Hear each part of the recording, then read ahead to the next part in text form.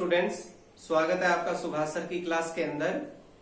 Dear students, आज हम एक इम्पोर्टेंट टॉपिक लेने वाले हैं, rules for refraction by convex lens. यानी कन्वेक्स लेंस से इमेज फॉर्मेशन जब हम करते हैं तो उसमें रिफ्रैक्शन के क्या रूल्स रहेंगे। तो स्टूडेंट, मैं यहाँ आपको बता दूं कि ये रूल्स हमें अच्छी तरह क्लियर करने हैं, क्योंकि इसके बाद जो इमेज फॉर्मेशन कन्वेक्स लेंस करता है उसमें ये रूल्स हमारे काम आएंगे। सो इसको अच्छी तरह से क्लियर करते हैं। ओके, तो चलिए लेते हैं हमारा आज का point, rules for refraction by convex lens. Okay, तो यहाँ पर आप देख सकते हो कि कन्वेक्स लेंस बना हुआ है। ओके, और इससे रिलेटेड सारी डेफिनेशन हम ऑलरेडी कर चुके हैं। तो इससे पहले ये डेफिनेशन वाला वीडियो आपने क्लियर करना है अच्छी तरह से। ये कन्वेक्स लेंस है, ये ऑप्टिकल सेंटर कहलाता है O, और ये प्रिंसिपल फोकस कहलाते हैं F1 और F2, क्योंकि एक ट्रांसपेरेंट मीडियम होता है तो दोनों साइड में जो है वो प्रिंसिपल फोकस, ये F2 और ये F1। और इसी तरह से सेंटर ऑफ कर्वेचर, जिसको हम C1 C2 या 2F1 और 2F2 से भी डिनोटेड करते हैं, तो ये कहलाते हैं सेंटर ऑफ कर्वेचर। ओके, तो हम लेते हैं इसका पहला रूल क्या है, यानी रिफ्रैक्शन में कन्वेक्स लेंस का पहला रूल क्या है। ओके, चलिए स्टार्ट करते हैं। रूल नंबर फर्स्ट,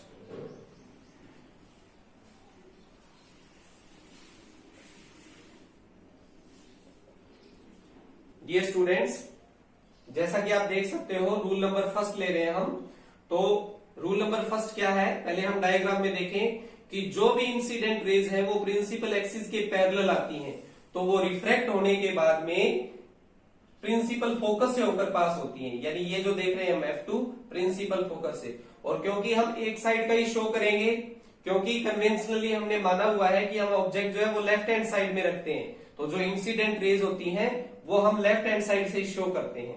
तो अगर हम दिखाएं तो फर्स्ट रूल क्या है डायग्राम में, कि कोई भी इंसिडेंट रे जो प्रिंसिपल एक्सिस के पैरेलल आ रही है, तो सपोज करो कि ये इंसिडेंट रे है, ये एरो बता रहा है कि ये इंसिडेंट रे है, ये प्रिंसिपल एक्सिस के पैरेलल है, तो ये कन्वेक्स लेंस से रिफ्रैक्ट होने के बाद में प्रिंसिपल फोकस से होकर पास होती है। तो रिफ्रैक्शन के बाद में क्या हो जाएगा, ये F2 से होकर यानी प्रिंसिपल फोकस से होकर जाएगी। ओके, तो ये तो हमने डायग्राम में शो कर दिया। अब इसको लिखेंगे कैसे हम इस रूल को, चलिए लिखते हैं। The incident raise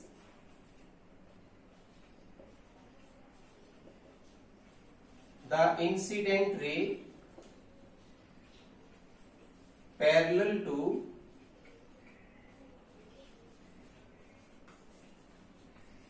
to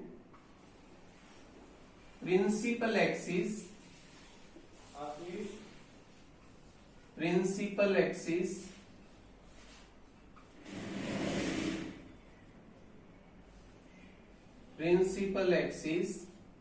after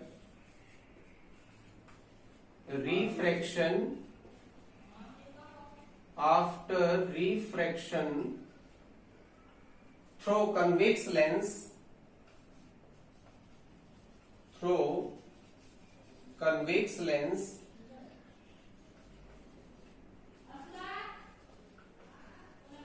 after refraction through convex lens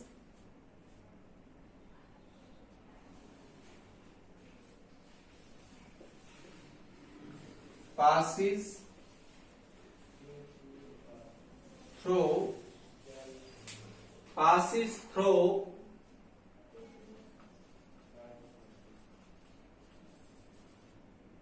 principal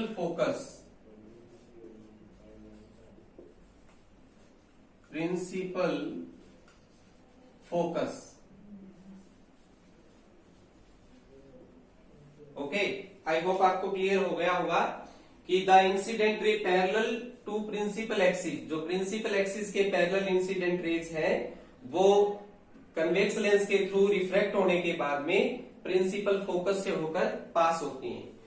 ये हमारा है rule number first. Okay, let's come to rule number second.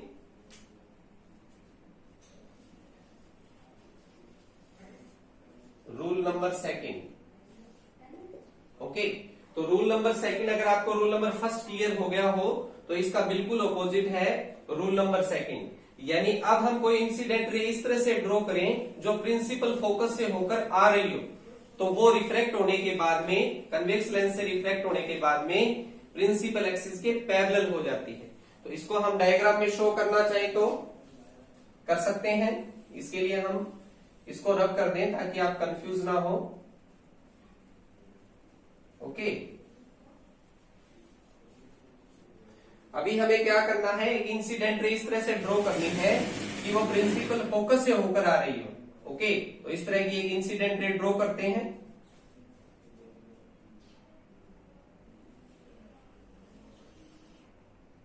Suppose ये एक ऐसी इंसिडेंट रे है जो प्रिंसिपल फोकस से होकर आ रही है, तो यहां से रिफ्रैक्ट होने के बाद में it will emerge parallel to principal axis.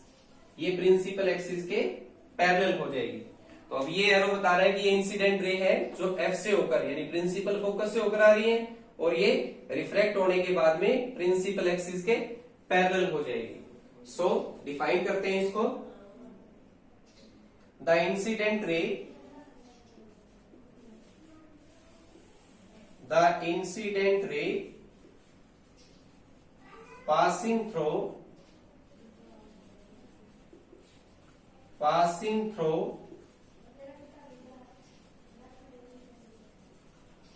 principal focus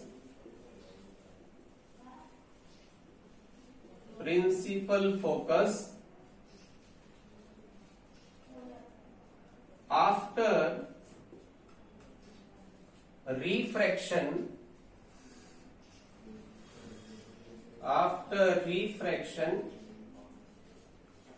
by convex lens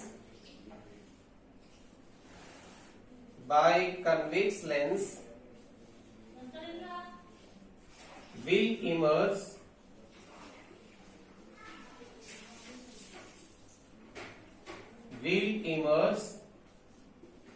parallel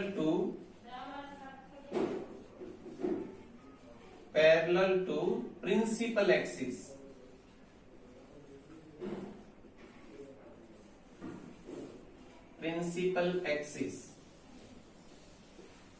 okay student, I hope आपको क्लियर हो गया होगा कि जो हमने लैंग्वेज लिखी है वो इसी को देखकर लिखी है। The incident ray passing through principal focus, incident ray passing through principal focus after refraction by convex lens, convex lens से रिफ्लेक्ट होने के बाद में will emerge parallel to principal axis, principal axis के पैरेलल हो जाती है। Okay, this is our rule number 2। Okay, let's come to rule number 3।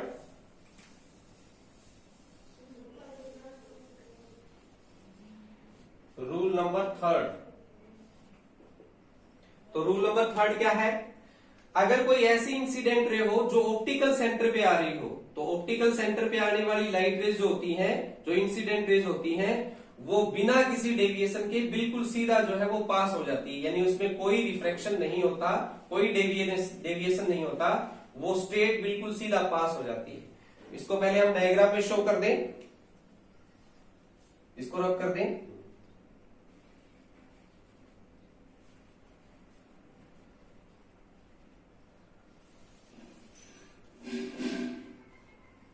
अगर कोई ऐसी इंसिडेंट रे हो जो ऑप्टिकल सेंटर पे आ रही हो, तो हम एक इंसिडेंट रे खींचते हैं जो कि ऑप्टिकल सेंटर पे आ रही हो। सपोज ये एक ऐसी इंसिडेंट रे है जो ऑप्टिकल सेंटर पे आ रही है, तो ऑप्टिकल सेंटर पे आने वाली इंसिडेंट रे के साथ क्या होगा कि विदाउट एनी डेविएशन जो है ये बिल्कुल स्ट्रेट पास हो जाएगी। तो बिल्कुल इसको स्ट्रेट पास कर देंगे हम, यानी इसमें देख सकते हैं कि ये रो बता रहा है इंसिडेंट रे है और ये रो बता रहा है कि ये रिफ्रैक्टेड रे है, तो इसमें कोई डेविएशन नहीं हुआ। तो हम इसको डिफाइन करते हैं। The incident ray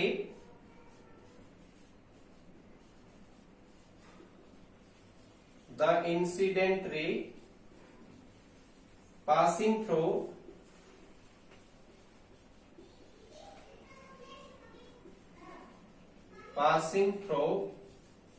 optical centre,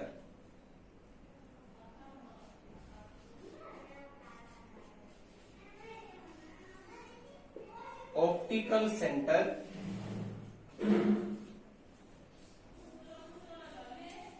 passing through optical center will emerge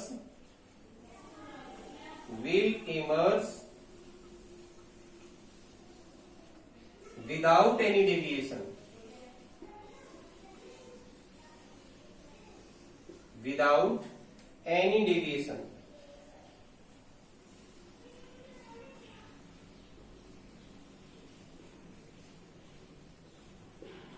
okay student, एक ऐसी इंसिडेंट रे जो ऑप्टिकल सेंटर से होकर पास हो रही हो will emerge without any deviation, यानी बिना किसी डेविएशन के सीधा इमर्ज यानी कि पास हो जाती है।